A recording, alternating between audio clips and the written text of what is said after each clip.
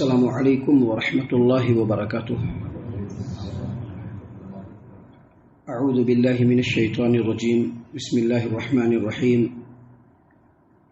ربنا انی اسکنت من ذریتی بواد غیر ذی زرع عند بیتک المحرم ربنا لیقیموا الصلاة فاجعل افئدة من الناس تهوی الیہم وارزقهم من الثمرات لعلهم یشکرون۔ محترم سامعین کرام،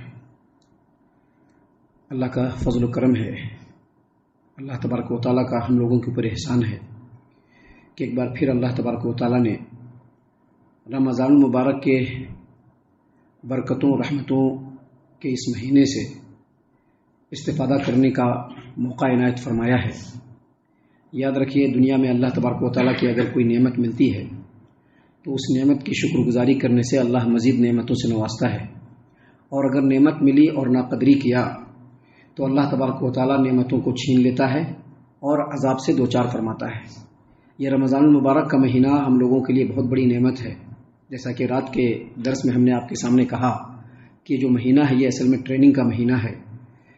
باقی 11 مہینوں میں جو سستی اور کاہلی ہم لوگوں سے ہوتی ہے، ان سستی اور کاہلیوں کو ختم کرنے کے لیے یہ جو مہینہ ہے یہ اکسیر کی حیثیت رکھتا ہے۔ اکسیر جانتے ہیں نا؟ اکسیر ایک ابھی بھی ہے، لیکن ایک زمانے میں ایک ٹونک آیا کرتا تھا جس کو پیتے ہی انسان فوراً اپنے آپ کو تر و تازہ محسوس کرتا تھا۔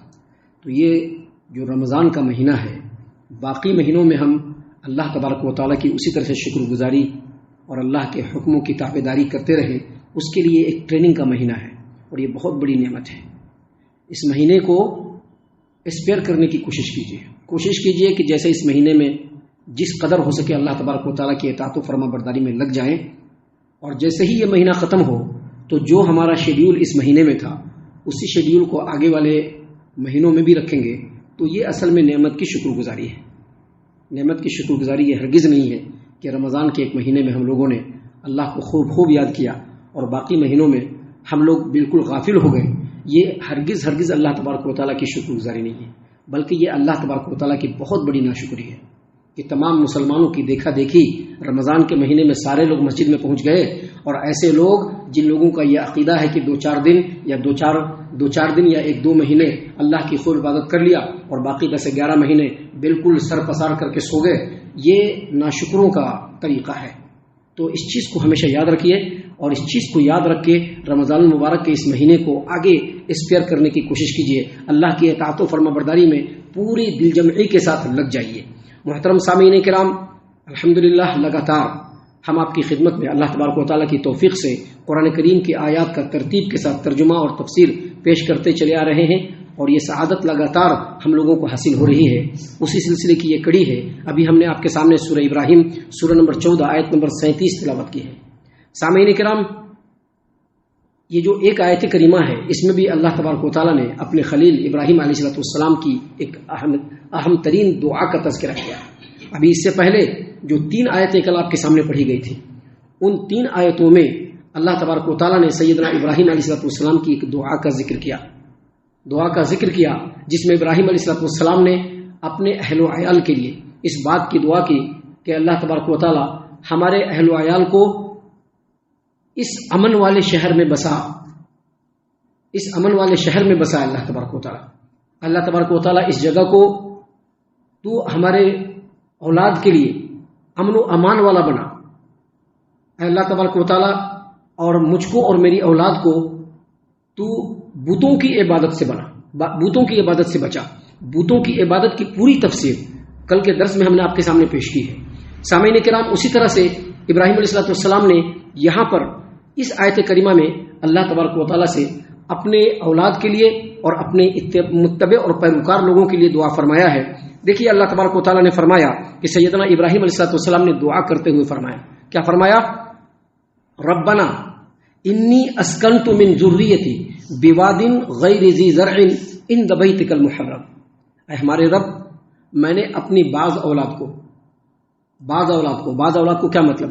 ابراہیم علیہ السلام کے نسل سے 2 بڑے پیغمبر، ایک سیدنا اسحاق علیہ السلام اور دوسرے سیدنا اسماعیل علیہ السلام۔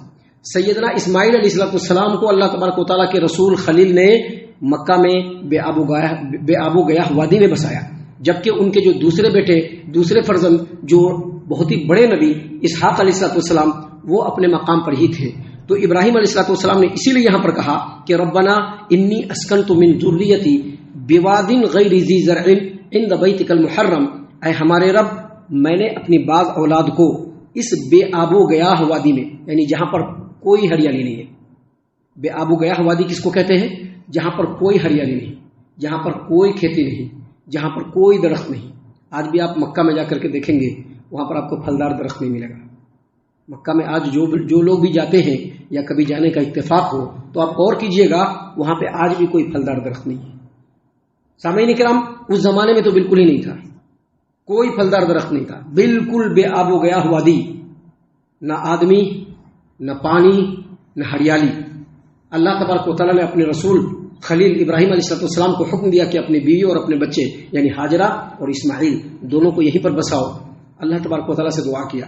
یہ دعا جو کیا، یہ کعبۃ اللہ کی تعمیر کے بعد سورۃ البقرہ آیت نمبر 126 میں بالکل اسی ٹائپ کی دعا ہے، جس میں اللہ تبارک و تعالیٰ نے ابراہیم علیہ السلام کی دعا کو ذکر فرمایا ہے کہ وَإِذْ قَالَ إِبْرَاهِيمُ رَبِّ اجْعَلْ هَٰذَا بَلَدًا آمِنًا وَارْزُقْ أَهْلَهُ مِنَ الثَّمَرَاتِ مَنْ آمَنَ مِنْهُمْ بِاللَّهِ وَالْيَوْمِ الْآخِرِ قَالَ وَمَنْ كَفَرَ فَأُمَتِّعُهُ قَلِيلًا ثُمَّ أَضْطَرُّهُ إِلَىٰ عَذَابِ النَّارِ۔ یہ جو دعا ہے، یہ کعبۃ اللہ کی تعمیر سے پہلے جب ابراہیم علیہ السلام نے اپنی بیوی ہاجرہ اور ان کے فرزند اسماعیل کو وہاں پر جا کر کے چھوڑا، اور چھوڑ کر کے جب وہاں سے نکلے تو ایک مقام پر آ کر کے اللہ تبارک و تعالیٰ سے دعا کیا کہ یہ جو جگہ ہے جہاں پر اپنے اہل و عیال کو ہم نے بسایا ہے، اس کو امن و امان والا بنا۔ یہ کعبۃ اللہ کی تعمیر سے پہلے، اور یہ جو دعا ہے یہ کعبۃ اللہ کی تعمیر کے بعد۔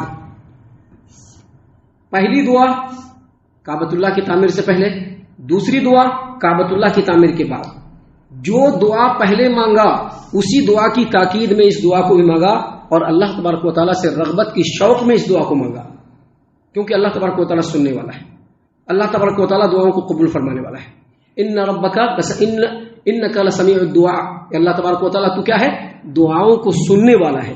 اللہ دعاؤں کو سنتا ہے، دعاؤں کو سن کر کے بندوں کی دلوں کی حاجتوں اور ضرورتوں کو اللہ پورا کرنے والا ہے۔ اسی لیے سیدنا ابراہیم علیہ السلام نے دوبارہ تاکید کے لیے دعا مانگی۔ اس کی سب سے بڑی دلیل یہ بھی ہے کہ اللہ نے یہاں پر فرمایا کہ ابراہیم علیہ السلام نے دعا کرتے ہوئے کہا کہ ربنا انی اسکنت من ذریتی بواد غیر ذی زرع عند بیتک المحرم، اے اللہ، اے میرے رب، اے ہمارے رب، ہم نے اپنی بعض اولاد کو اس بے آب و گیاہ وادی میں تیرے محرم کا مطلب ہوتا ہے عزت و حرمت والے، تیرے عزت و حرمت والے گھر کے پاس بسایا ہے۔ اس کا مطلب یہ ہے کہ اس وقت گھر تعمیر ہو چکا تھا، اسی لیے یہاں پر اللہ تبارک و تعالیٰ نے فرمایا عند بیتک المحرم۔ ابراہیم علیہ السلام نے کہا کہ اللہ، تیرے عزت و احترام والے گھر کے پاس جو کہ بالکل بے آب و گیاہ وادی ہے، میں نے اپنے بعض اولاد کو بسایا۔ سامعین کرام، آگے مزید کہا کیوں بسایا؟ ابھی جو اتنی بڑی مسجد بنی کیوں بنی؟ اس کی وجہ کیا ہے؟ بہت سارے لوگوں نے کوشش کی، اپنی اپنی قربانیاں دی، اپنے اپنے پیسے خرچ کیے، اور تمام لوگوں کی کوششوں کے بعد اللہ نے اس گھر کو یہاں پر تعمیر فرمایا۔ اس کا مقصد کیا ہے؟ اس کا مقصد ہے نمازوں کو قائم کرنا۔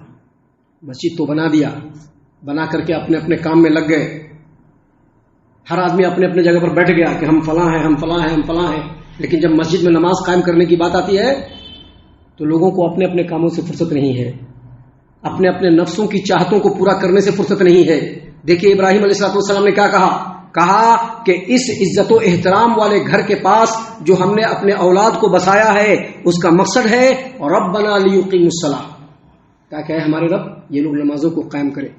یاد رکھیے گا، چاہے آپ کچھ بھی کر لیجئے، چاہے آپ کتنے بڑے مقام پر کیوں نہ پہنچ جائیے، چاہے آپ حج و عمرہ کیوں نہیں کر لیجئے، چاہے آپ صدقات و خیرات کی دریا کیوں نہیں باندھ دیجئے، اگر نماز کو قائم کرنے والے نہیں ہیں، آپ ہرگز مسلمان نہیں ہو سکتے، آپ ہرگز مسلمان نہیں ہو سکتے۔ اللہ تبارک و تعالیٰ کی نظر میں وہ آدمی مسلمان ہے ہی نہیں جو تمام نیکیوں کو تو انجام دینے کے لیے ہر وقت اور ہمیشہ کمر بستہ ہے، لیکن نمازوں کو قائم کرنے والا نہیں ہے۔ یہ ساری باتیں اس لیے بتلا رہا ہوں تاکہ دلوں کے اندر ان باتوں کو بسانے کی کوشش کیجیے۔ اللہ نے ابراہیم کے لیے بھی مکہ کے اندر کعبۃ اللہ کی تعمیر میں ان کا پورا تعاون فرمایا۔ کیوں فرمایا؟ تاکہ وہاں پر لوگ نمازوں کو قائم کرنے والے بنے۔ آج اس شہر میں بھی اللہ تبارک و تعالیٰ نے اس مسجد کو یہاں پر تعمیر کرنے کے لیے بھرپور تعاون فرمایا۔ اس کے پیچھے اصل مقصد یہی ہے کہ یہاں کے جو لوگ ہیں مسجد میں آ کر کے نماز قائم کریں۔ دل پر ہاتھ رکھ کر کے بولیے کہ کیا ہم لوگ اس مسجد میں نمازوں کو قائم کر رہے ہیں؟ ذرا دل پر ہاتھ رکھ کر کے بولیے۔ صدر صاحب بھی ہیں الحمدللہ، سیکریٹری صاحب بھی ہیں الحمدللہ، ممبران بھی ہیں الحمدللہ، اللہ کا شکر ہے، اللہ نے موقع دیا ہے خدمت کرنے کا۔ لیکن مسجد میں نمازوں کو کس قدر قائم کر رہے ہیں، ذرا اس کے بارے میں بھی ایک بار اپنے دل کو، اپنے ضمیر کو اپنا جج بنا کر کے بات چیت کر لیجئے۔ اللہ تبارک و تعالیٰ کے رسول سیدنا ابراہیم علیہ السلام نے اللہ تبارک و تعالیٰ سے دعا کرتے ہوئے کہا کہ اے ہمارے رب، ہم نے اپنی بعض اولاد کو تیرے عزت و احترام والے گھر کے پاس بسایا ہے، مقصد یہ ہے ربنا لیقیموا الصلاۃ، تاکہ وہ نمازوں کو قائم کرے۔ میں نے اس سے پہلے بھی ایک بار بتایا ہے، آج آپ کے اس شہر میں اللہ تبارک و تعالیٰ نے مجھ کو بھی بسنے کا موقع دیا ہے، مقصد بس یہی ہے کہ آ کر کے اس مسجد میں نمازوں کو میں قائم کروں، بس دوسرا کوئی مقصد نہیں۔ ہمارا گھر ہے، اس سے بہترین شہر میں میرا گھر ہے، میرا اپنا گھر ہے، میرے ماں باپ ہیں، میرے رشتہ دار ہیں، سب کچھ ہے وہاں پہ، لیکن ایک مسجد نہیں ہے، بس ایک مسجد نہیں ہے، بس مسجدیں ہیں لیکن توحید نہیں ہے۔ اس شہر میں اللہ نے ایک توحید والی مسجد دی ہے، یہاں پر بسنے کا میرا مقصد بس یہی ہے کہ یہاں پر میں نمازوں کو قائم کروں، بس، اور کوئی دوسرا میرا مقصد نہیں ہے، کوئی دوسرا مقصد نہیں ہے میرا، کیونکہ اس مسجد کے بنانے کا جو مقصد ہوتا ہے بس یہی ہوتا ہے۔ اسی چیز کو ابراہیم علیہ السلام نے رب کے سامنے دعا کرتے ہوئے کہا ہے کہ میں نے اپنے بعض اولاد کو اس بے آب و گیاہ وادی میں تیرے عزت و احترام والے گھر کے پاس میں نے جو بسایا ہے، اے اللہ تبارک و تعالی، مقصد یہی ہے لیقیموا الصلاۃ، تاکہ یہ لوگ نمازوں کو قائم کریں۔ اور نمازوں کو قائم کرنے کا مطلب وہی ہے، یاد رکھیے گا، اپنے وقت پر مسجد میں تکبیر اولیٰ کے ساتھ، کبھی عذر شرعی رہا تو چھوٹ گیا کوئی بات نہیں، کبھی عذر شرعی رہا چھوٹ گیا، لیکن ڈیلی کا یہی معاملہ یہ نمازوں کو قائم کرنے کے بیچ میں مانے ہے۔ آدمی ہمیشہ ایک رکعت 2 رکعت چھوڑ کر کے آئے، یہ بھی نمازوں کو قائم کرنا نہیں ہے۔ ایک آدمی پورا وقت ضائع کر کے بعد میں آ کر کے نماز پڑھتا ہے، یہ بھی نمازوں کو قائم کرنا نہیں۔ نمازوں کو قائم کرنے کا مطلب یہ ہے کہ تکبیر اولیٰ سے لے کر کے سلام پھیرنے تک رکوع کرنے والوں کے ساتھ رکوع کرو۔ قرآن کریم میں ہے کہ نہیں، فارکعوا مع الراکعین، رکوع کرنے والوں کے ساتھ رکوع کرنا ہے، یہ ہے نمازوں کو قائم کرنا۔ یہ بہت ہی اہم ترین باتیں ہیں، یہ باتیں صرف درد کے طور پر کہی جا رہی ہے بس، اور کوئی بات نہیں ہے۔ یہ بات کہنے کا مجھ کو حق ہے کیونکہ اللہ تبارک و تعالیٰ نے اس منصب پر مجھ کو بٹھایا ہے، اس لیے کہی جا رہی ہے، اس کے پیچھے دوسرا کوئی مقصد نہیں ہے، اس کے پیچھے بس یہی مقصد ہے کہ اس مسجد کو بھی اللہ تبارک و تعالیٰ آباد فرما دے۔ محترم سامعین کرام، ابراہیم علیہ السلام نے مزید دعا کیا، کیا دعا کیا؟ فَاجْعَلْ أَفْئِدَةً مِّنَ النَّاسِ تَهْوِي إِلَيْهِمْ، اللہ تبارک و تعالیٰ بعض لوگوں کے دلوں کو تو اس گھر کی طرف مائل کر دے۔ کس گھر کی طرف؟ وہی کعبۃ اللہ۔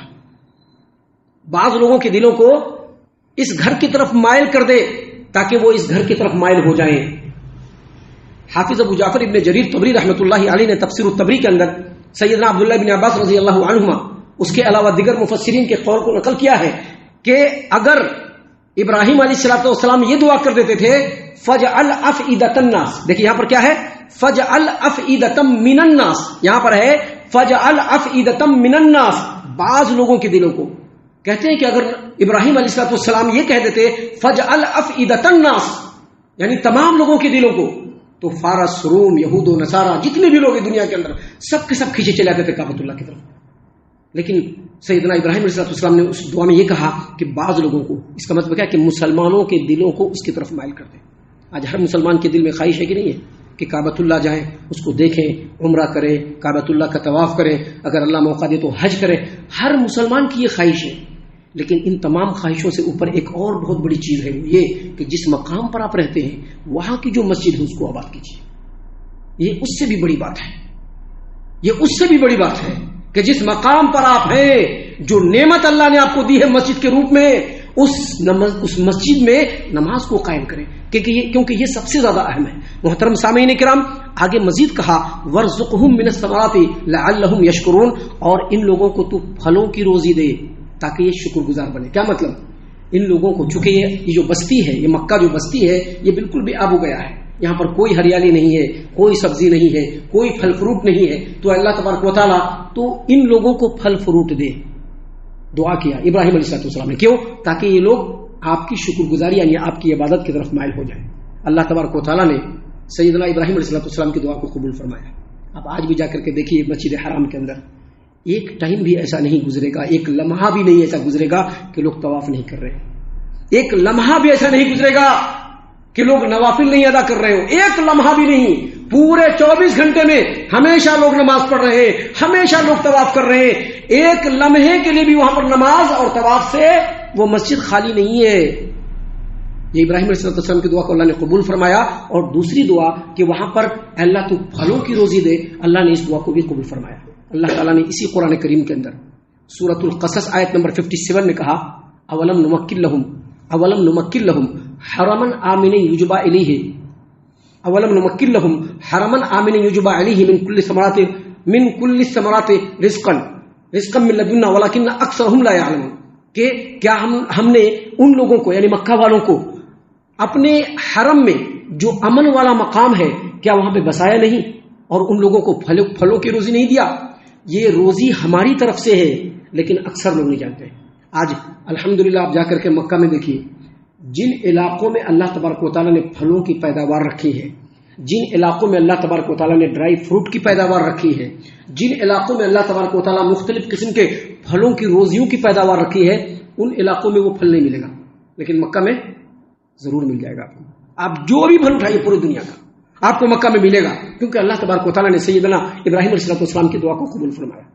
سامعین کرام، ابھی آگے سیدنا ابراہیم علیہ السلام کی دعا اور بھی موجود ہے جو اللہ تبارک و تعالیٰ نے یہاں پر بیان فرمائے ہیں، جس میں ہمارے لیے بہت ساری نصیحتیں ہیں جن کو انشاءاللہ کل اور کل کے بعد کے درسوں میں ہم آپ کے سامنے پیش کرنے والے ہیں. ہم اللہ سے دعا کرتے ہیں کہ اللہ تعالیٰ ہم تمام کو ان تمام باتوں کے اوپر خوب غور و فکر اور تدبر کرنے کے ساتھ ساتھ ان باتوں کے اوپر عمل کرنے کی بھی توفیق عنایت فرمائے. آمین. اللہ تعالی ہم تمام کو صحیح معنوں میں پکا سچا مومن مسلمان بنائے، اللہ اور اس کے رسول صلی اللہ علیہ وسلم کی اطاعت و فرما برداری کرنے والا بنائے، صحابہ کرام رضی اللہ عنہم کے طریقے پر چلنے والا بنائے، جنت الفردوس میں جگہ عطا فرمائے. اے اللہ ہم تمام کو جہنم سے پناہ دے. اے رب العالمین ہم تمام کو جہنم سے پناہ دے. اے مالک الملک ہم تمام کو جہنم سے پناہ دے. آمین یا رب العالمین. وما علینا الا البلاغ المبین. تبارك الذي نزل الفرقان على عبده ليكون للعالمين نذيرا.